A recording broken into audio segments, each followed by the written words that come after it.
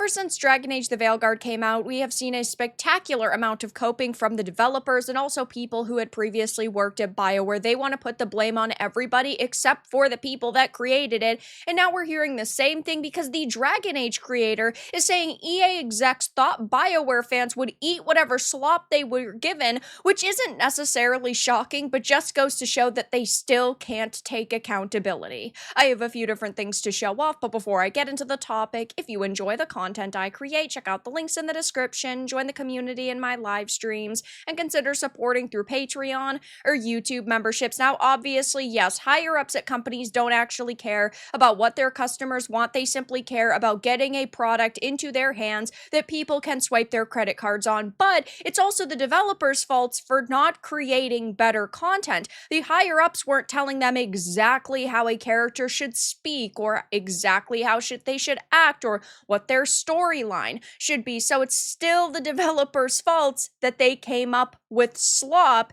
and they thought that that was going to work too. And now, of course, we have the Access media defending this game tooth and nail yet again, but also turning on, it seems at least, EA to try to defend gamers when nobody's buying their BS anymore. We know that PC Gamer and just the Access media in general doesn't actually care about what gamers think or how we feel, and just because they're willing to defend us in this one instance doesn't mean that we can put our trust into them, doesn't mean we can get behind them and go, yes, this is an amazing article, thank you so much for defending us. It's like everybody in this situation just doesn't understand that nobody likes them anymore. So they start off an article about video games, about politics, which of course just goes to show their mentality, and they're talking about the right hand of Tony Blair's Labour Party in the late 90s once remarked to a colleague that the party had no need to focus on its traditional voter base and could safely dedicate itself to chasing more affluent,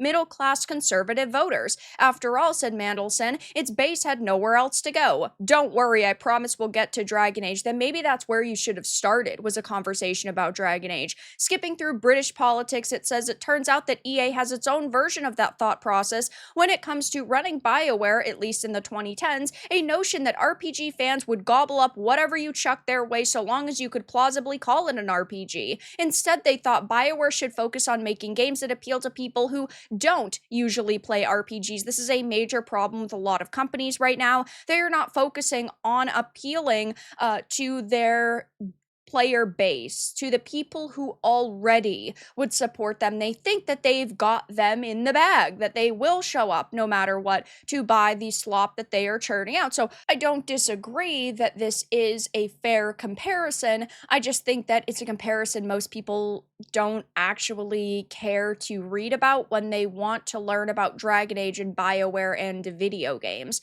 So says David Gator, the creator of the Dragon Age setting and BioWare veteran. In a recent chat with Games Radar, per Gator, EA bosses used to refer to RPG stalwarts as living in the cave. That'd be the nerd cave, you see, where the nerds lived. You made an RPG and the nerds in the cave would always show up for an RPG because it was an RPG, which I think is just so funny because they're trying to put out this piece against BioWare and ultimately EA to try to gain sympathy for the developers that were working on Dragon Age: The Veilguard when that's clearly not going to work. The only reason at this point in time is to come out with pieces about BioWare is because of their most recent failure. And we're seeing the same thing happen with Bungie and Marathon. There are so many ex-developers who have come out and said, oh, it's such a toxic environment and the higher-ups were terrible. And most of the people that are the higher-ups should be fired from their jobs, like they don't know how to make video games, which I'm not necessarily doubting, but it's, of course, rich that it's coming out now, that the conversation is happening now when everybody's trying to pile onto Bungie because they're trying to gain more sympathy for the project that in Marathon's case, they are working on, and in Veilguard's case, they had just finished working on. It was a complete and utter failure, and it's like the people who had previously worked on this franchise think if they go out and they talk about the state of BioWare when they work there, there's going to be more job opportunities for them because they're willing to say the quiet part out loud that, oh, they're not afraid of speaking out against EA and speaking out against BioWare. Let's keep it a buck. We already know that most of the higher ups at companies don't actually care about their player bases. They don't care about good games getting made. They simply care about products being released so they can line their pockets, so they can make more money. My problem with this whole thing is that it's the developer's fault, at least in part, that the product turned out to be so bad. Sure, a higher up at a company might push you along and say you have to reach this deadline, you have to cut corners, you have to cut content if you don't have the time to flesh it out. But on the flip side, it was the developers' decisions to write Tosh. It was the developers' decisions to put modern day terminology like transgender, non-binary, and putting top surgery scar toggles into their game. It was the developers' faults that they created a very generic and bland storyline. It was the developers' faults that the world didn't feel more immersive and alive. It was the developers' faults that the content we got wasn't actually good. It's like with Cyberpunk 2077. There are games that come out that have an amazing basis. It's just that they were not executed properly because they didn't have the time or the resources or whatever. That was not the case with a game like Veilguard. And so now it's like PC gamers trying to defend these developers while also defending gamers by trashing this company. But nobody trusts PC Gamer. Nobody trusts anybody who had worked at BioWare or who is working at BioWare. And so you're just pointing the blame everywhere except at yourselves. Maybe you need to like Google what the word accountability is, because these people don't know what it means clearly. And sure, David Gator has created some really great content in the past. I used to love Dragon Age. He is the Dragon Age creator, and he does deserve some credit for that, but ultimately, this is like nothing new. And PC Gamer is getting wrecked for coming out and saying this. And it was the outlets like yours that reinforce that idea, don't like your above it all of a sudden, which is also another glaringly obvious problem. The Access Media has called for change in the industry for years.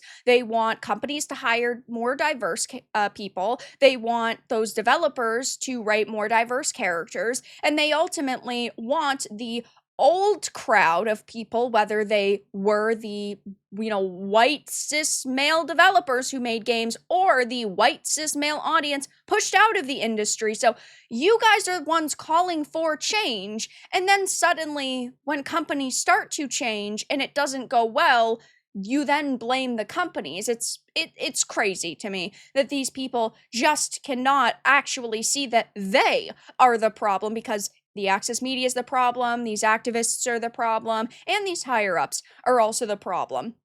The gaming industry is at a point where it can't be magically fixed overnight. It would take years of firing people and actually coming up with new unique content and maybe even getting some industry vets back, but I don't see that happening. And so I don't think that companies like BioWare are ever going to flourish the way that they once did. Listen, PC Gamer, sincerely, F off. You guys were more than happy to carry for these fuckers, and now you're suddenly trying to pretend like you're on the side of gamers. Get absolutely fucked, which is true.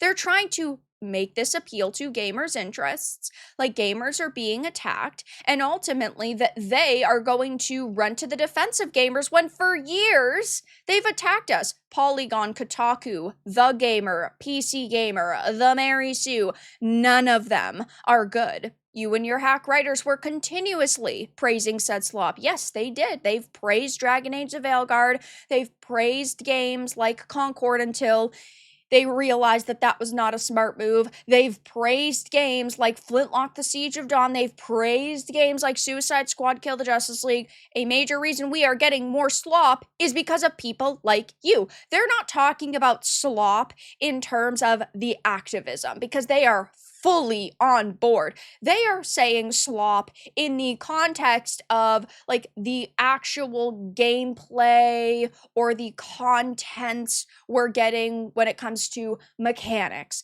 They're talking about slop in terms of, well, we put the least amount of effort in possible and give you bare bones RPG mechanics.